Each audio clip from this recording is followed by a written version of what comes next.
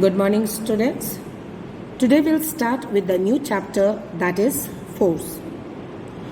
What is force? In simple language, if we say force is either a push or a pull on anybody. Okay, see, we in our day-to-day life we do so many things. We lift up the things, we move things from one place to another, we cut objects. So for doing all these things we need some effort.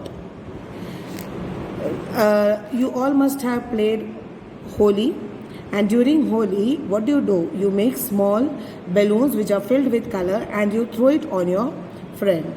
If you just touch it, if the balloon touches on the body of your friend, it will not burst. What do? You throw the balloon with some effort, or you can say you apply a lot of force and you throw it on your friend's body, and then only this water splashes on that particular child's body. Even while swimming, when you are swimming, you have to put some effort. You need some effort. Okay? Then, if you are here, you can see in the figure, what are you doing? A man is pushing the door to open it. A man is closing the door, and what he has to do? He has to pull it.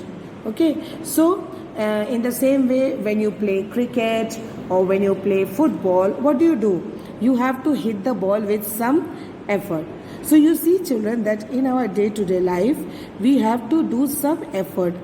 We have to make some effort to make either a stationary object into motion or to stop a moving object. And this effort can be either a push, okay, this is a push, or a pull. You can pull it. So pushes and pull, they both are forces. So just now, as I told you in the beginning of the chapter, what is force?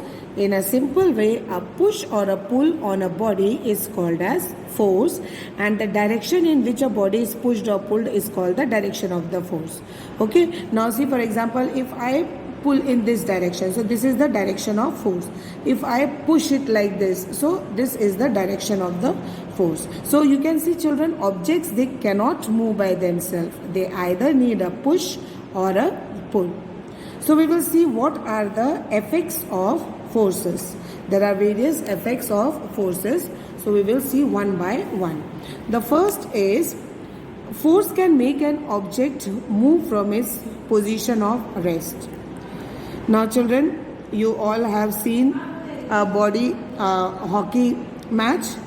Now you all must have seen the hockey match of India during the Olympics. The men's team, they won the bronze medal. Even the women's hockey team also played fantastic. Okay, so what do you have to do? If you have to play hockey, you have to apply force on the ball.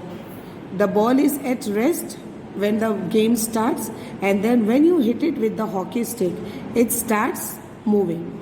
So what is the first effect of force?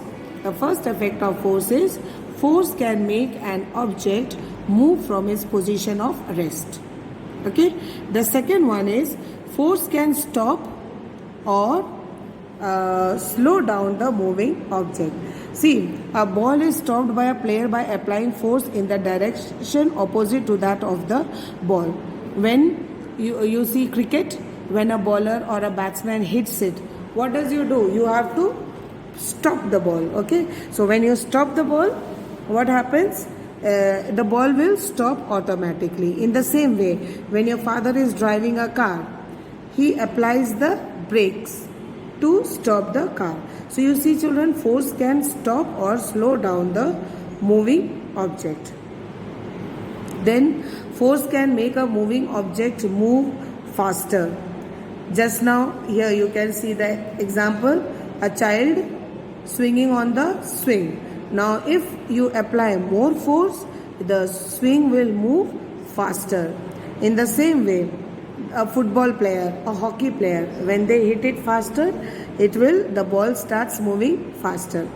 Then what is the fourth one? The fourth one is, force can bring change in the direction of moving object.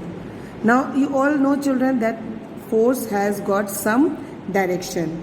When the football player hits the ball coming towards him, the ball goes to the goalkeeper. So that means the player has applied force on this football to change the direction. The bowler changes the direction, dribbles here, idhar, udhar, idhar, udhar. Okay, in the same way, you all must have played caroms. In caroms, when you strike, rebounds. What is doing? The striker changes the direction. Now, why? Because this is because the edge of the carom board exerts a force on the striker. The striker is hitting from here. It goes, hits here. Again, a force is applied and it rebounds back.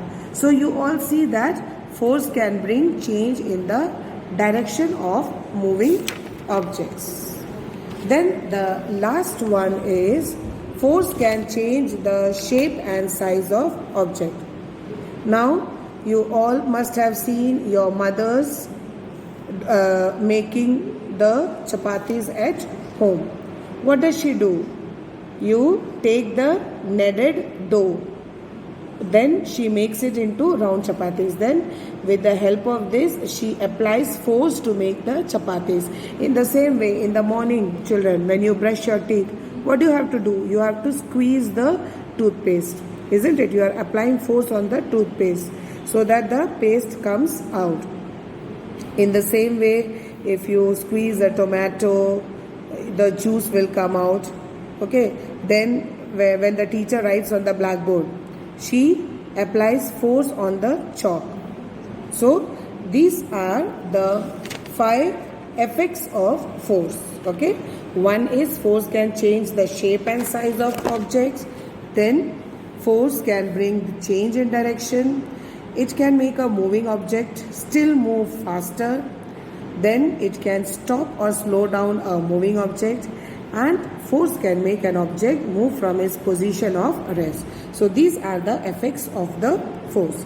The rest we will continue in the next topic. Till then, be safe, children.